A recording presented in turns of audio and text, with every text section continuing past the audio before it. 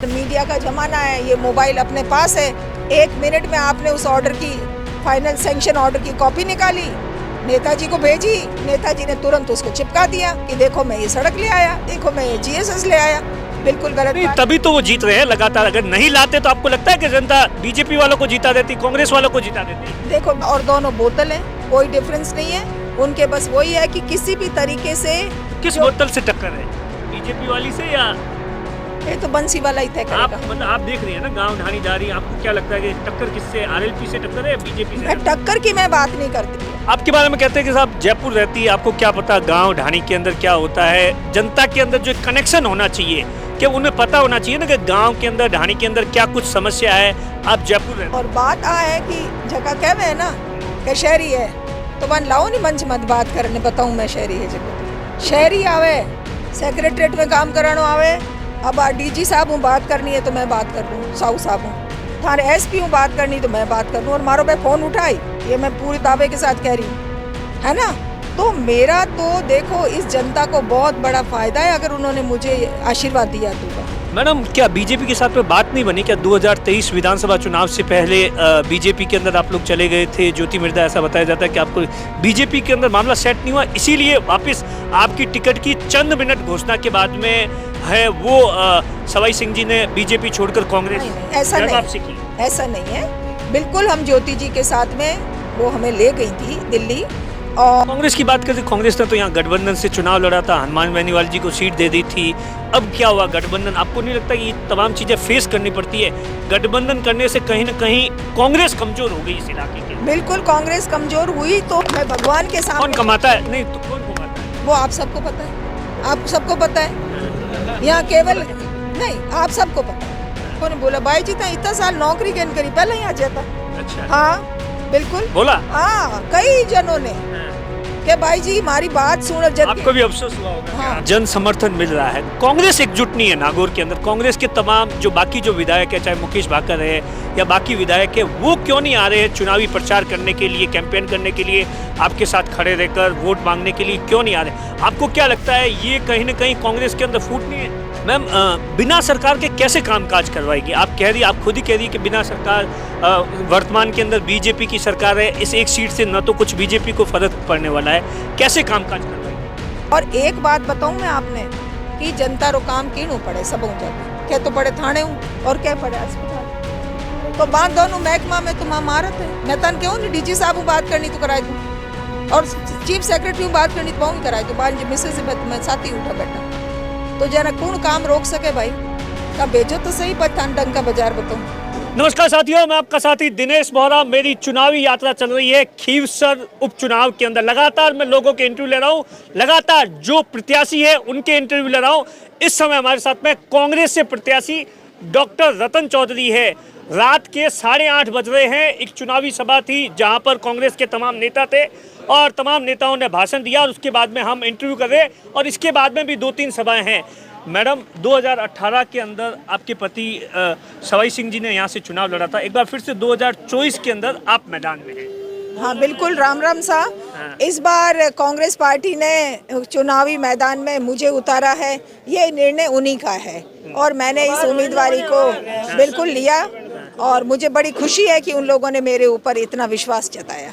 अब मैम, पेशे से डॉक्टर है, डॉक्टरी में आपने लगातार कामकाज किया, अचानक ही राजनीति में आने का आपने क्यों डिसीजन लिया? क्या लगा आपको कि नहीं मुझे राजनीति के अंदर जाना चाहिए, ये चेंज होना चाहिए या ये बदलाव होना चाहिए? क्या आपने तो लंबे समय से, कई सालों से लगातार डॉक्टरी कर रही है। आपको पता है कि मैं एक राजनीतिक और किसान परिवार से आती हूँ, और खीमसर के पास बराथल गांव की मैं जन्मी हुई हूँ, मेरा जन्मस्थली है। मैंने यहीं अपनी स्कूली शिक्षा भी ली है, और मेरे ससुर जी एमएलए साहब रहे हैं, और हम यहाँ इसी, हमारा गांव यहीं पास में ही है, तो हमारा आना जाना यहाँ की जनता के बीच में हमेशा रहा है, और राजनीतिक परिवेश भी मैंने अपने घर में देखा है। तो जब मैं हमेशा यहाँ गांव आती हूँ, मेरे रिश्तेदारों के सुख दुख में, शादी ब्याह में जाती हूँ, तो मैं इस एरिया में घूम रही हूँ, और 18 के इलेक्शन के बाद से तो हम लगातार जनता के बीच में हैं। तो मैंने ये देखा कि यहाँ की जनता जो है वो काफ़ी पीड़ित है, और पर्टिकुलरली जो नशा है, नशे की है, पानी है, अपन शिक्षा है, किसानों की प्रॉब्लम्स हैं। तो ये सारी चीज़ें जब मैंने देखी तो मुझे लगा कि मैं एक सरकारी कर्मचारी, बड़ी सीनियर ऑफिसर रही हूँ, चिकित्सा विभाग में भी रही हूँ, तो मेरा ये जो अनुभव है, जो मेरी ये सेवा की जो भावना है, मैं इस राजनीतिक मंच के माध्यम से शायद ज़्यादा अच्छी तरीके से ये काम कर सकूं।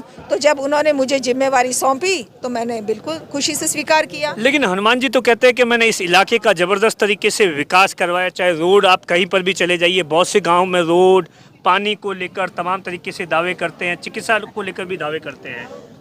इस बारे में मैं ये कहना चाहूँगी कि एक MP या आज के दिन तो उनका विधानसभा में कोई प्रतिनिधित्व भी नहीं है, तो काम कब होता है? या तो पार्टी के साथ हो और या फिर आपकी विपक्ष। तो ये जो आपकी जो सड़कें देख रहे हैं ना, ये सड़कें ले लो, GSS ले लो, ट्यूबवेल्स ले लो, हॉस्पिटल्स ले लो, ये सारी की सारी जो है वो कांग्रेस सरकार की देन है। अब उसके बाद में ये तो मैं भी कह दूं कि सड़क मैंने बनाई, तो मेरे कहने से थोड़ी होता है। काम तो जो करवाता है उसी का बोला जाता है। और नेताजी की एक बहुत ही अच्छी उनको ट्रिक हाथ आई हुई है। क्या ये ट्रिक है कि क्या करते हैं कि यहाँ से जैसे कांग्रेस के जो कार्यकाल के दौरान यहाँ का जो प्रतिनिधि जो MLA गण थे विधानसभा में, वहाँ वो अपना काम स्वीकृत कराते थे और फिर वहाँ सेक्रेटरीट में उनके 2-3 अमचे चमचे हैं। और आजकल तो आपको पता है सोशल मीडिया का ज़माना है, ये मोबाइल अपने पास है, 1 मिनट में आपने उस ऑर्डर की फाइनल सैंक्शन ऑर्डर की कॉपी निकाली, नेताजी को भेजी, नेताजी ने तुरंत उसको चिपका दिया कि देखो मैं ये सड़क ले आया, देखो मैं ये GSS ले आया। बिल्कुल गलत नहीं, बात। तभी तो वो जीत रहे हैं लगातार। अगर नहीं लाते तो आपको लगता है कि जनता BJP वालों को जिता देती, कांग्रेस वालों को जिता देती? देखो BJP को तो उन्होंने कभी जिताया भी नहीं है, और कांग्रेस के अंदर पहली बार 2018 के अंदर एक मजबूत उम्मीदवार उनके सामने आया। और उससे पहले तो यहाँ विपक्ष के जो दूसरे कांग्रेसी हैं, BJP वाले, मीटिंग करने से भी डरते थे, इतना टेरर उन्होंने कर रखा था। लेकिन 2018 के अंदर हमने, हमारे पूरे परिवार ने और जन सेवा से जो हमारे कार्यकर्ता हैं, हम जिनसे परिवारों से जुड़े थे, सवाई सिंह जी के पुलिस के कार्यकाल के दौरान उन्होंने जिन परिवारों के बच्चों को मार्गदर्शन देकर उनको रोजी रोटी का मार्ग दिखाया, तो उन सब लोगों का ये इतना आशीर्वाद था कि हम केवल 17 दिन के अंदर 67,000 वोट लेकर के आए। तो उसके बाद ये RLP को कमज़ोर तो हमने किया, और ये रेवंत जी को उनको पता चल गया कि हाँ भाई अब ये बात तो है कि कोई खड़ा तो हुआ है, तो उन लोगों ने जैसे भी कर कुरा के और BJP का टिकट लेके आ गए। लेकिन मेहनत सिर्फ और सिर्फ हमारी थी, जिन्होंने मजबूती के साथ इतने कम समय में इलेक्शन लड़ा, और जनता जनार्दन ने हमें बहुत आशीर्वाद दिया। आपके बारे में कहते हैं कि साहब जयपुर रहती है, आपको क्या पता गांव ढाणी के अंदर क्या होता है। जनता के अंदर जो कनेक्शन होना चाहिए, क्या उन्हें पता होना चाहिए ना कि गांव के अंदर ढाणी के अंदर क्या कुछ समस्या है। आप जयपुर रहते हैं। मैं जन्मी बराथल में, मैंने प्राइमरी स्कूल यहाँ की। मेरे दादाजी दादी जी आज से 10 साल पहले गांव में थे, तो मैं आती जाती रहती थी। मेरी सारी रिश्तेदारी इन्हीं गांवों में है। शादी होकर के मैं आज 1980 में, मतलब अमूमन 44 साल पहले मैं महाराम जी के घर में शादी होकर के गई, जो उस वक्त MLA थे। वो पहले पंचायती राज के प्रधान रहे हैं। तो मेरा तो आना जाना, हम तो होली दिवाली शादी ब्याह हमेशा आए यहाँ पे। तो मैं कैसे शहरी होगी? हाँ, मैं सरकारी नौकरी में थी, तो जहाँ जहाँ मेरी पद स्थापना होगी तो वहाँ तो मैं जाऊँगी। लेकिन मैं ऐसे थोड़ी अमेरिका चली गई थी। तो ये रहा जयपुर। उससे पहले मैं अपना पहले बाड़मेर रही, सिरोही रही, माउंट आबू रही, गजनेर रही, बीकानेर रही। तो हम तो हमेशा ही, जब भी हमारे माँ बाप थे तो आते ही थे, और उसके बाद 2018 के बाद तो लगातार हमारा जनसंपर्क है।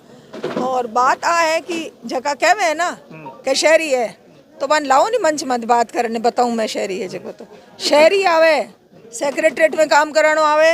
अब DG साहब हूँ, बात करनी है तो मैं बात कर लूँ, साहू साहब हूँ, थारे SP हूँ, बात करनी तो मैं बात कर लूँ, और मारो भाई फ़ोन उठाई, ये मैं पूरे दावे के साथ कह रही हूँ, है ना।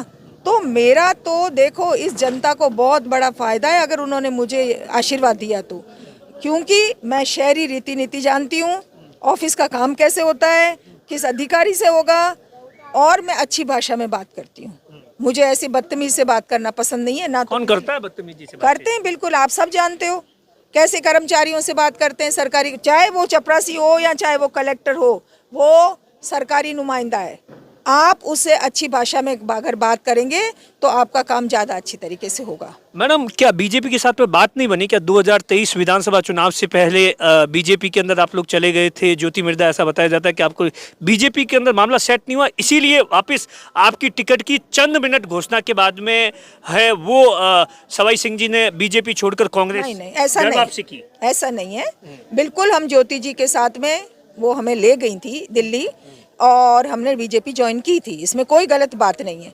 लेकिन वहाँ हम गए और बहुत कम समय में हमें ये समझ में आ गया कि इस पार्टी की जो कार्यशैली है वो बिल्कुल लोकतांत्रिक नहीं है। ठीक बात है।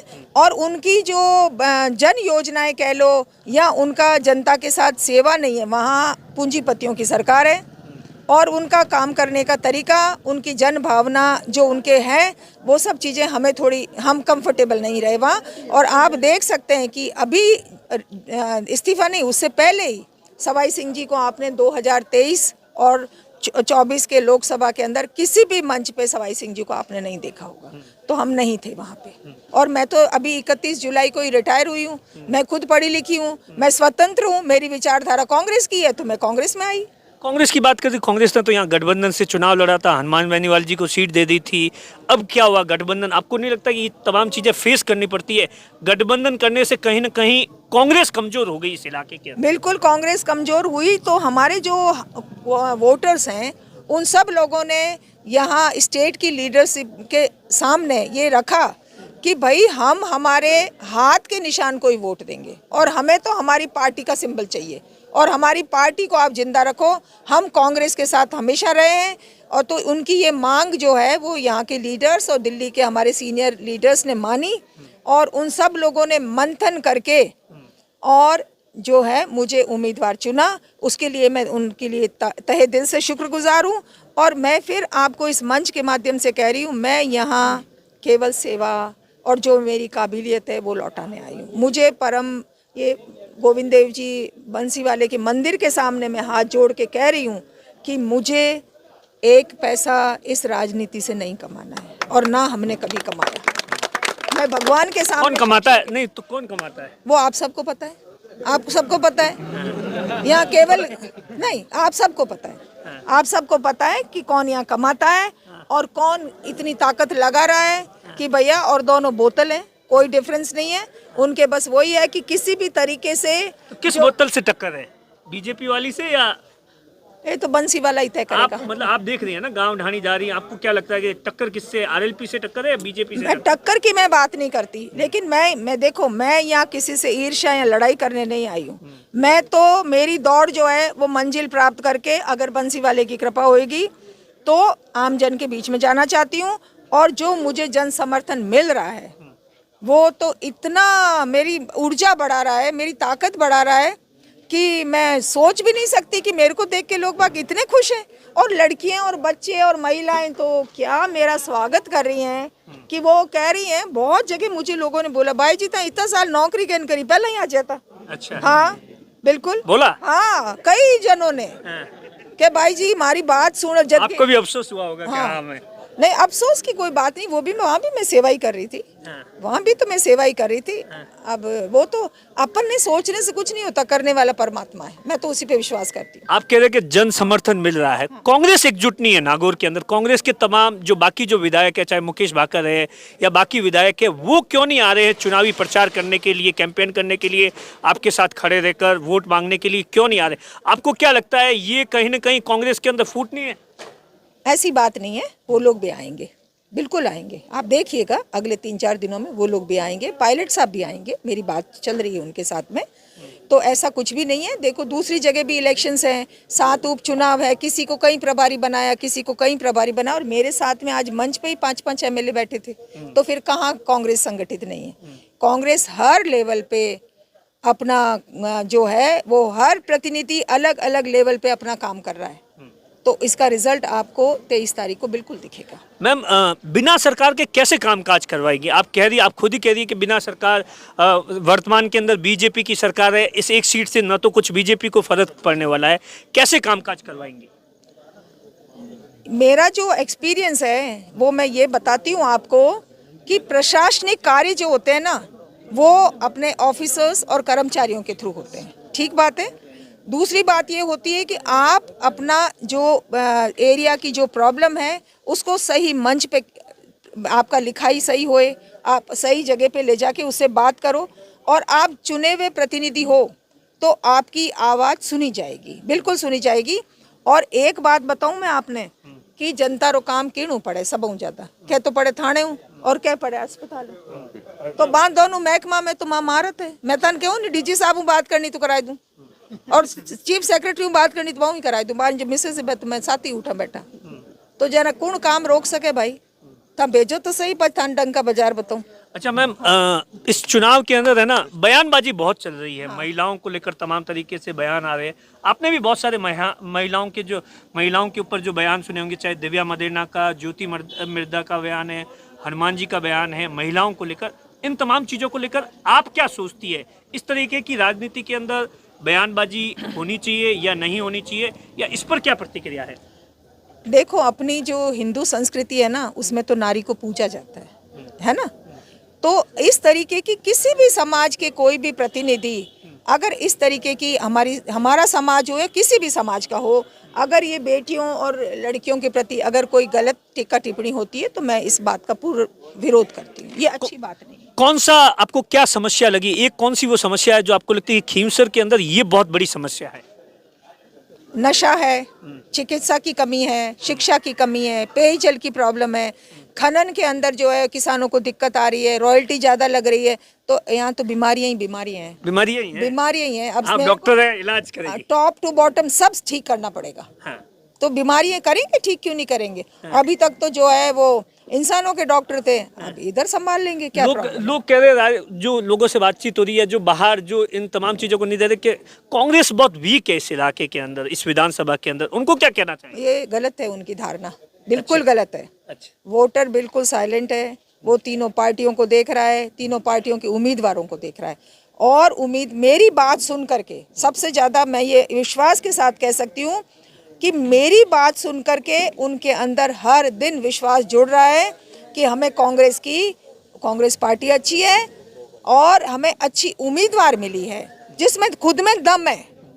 ये दम है कि वो हमारी प्रॉब्लम्स को अपने आप चिन्हित करेंगी और सबकी बात सुन करके, कोई आदमी बीच में नहीं है। मैं फिर आपको कह रही हूँ इस मंच के माध्यम से, हर इंसान के साथ मैं और मेरे पति सवाई सिंह जी जुड़े हुए हैं।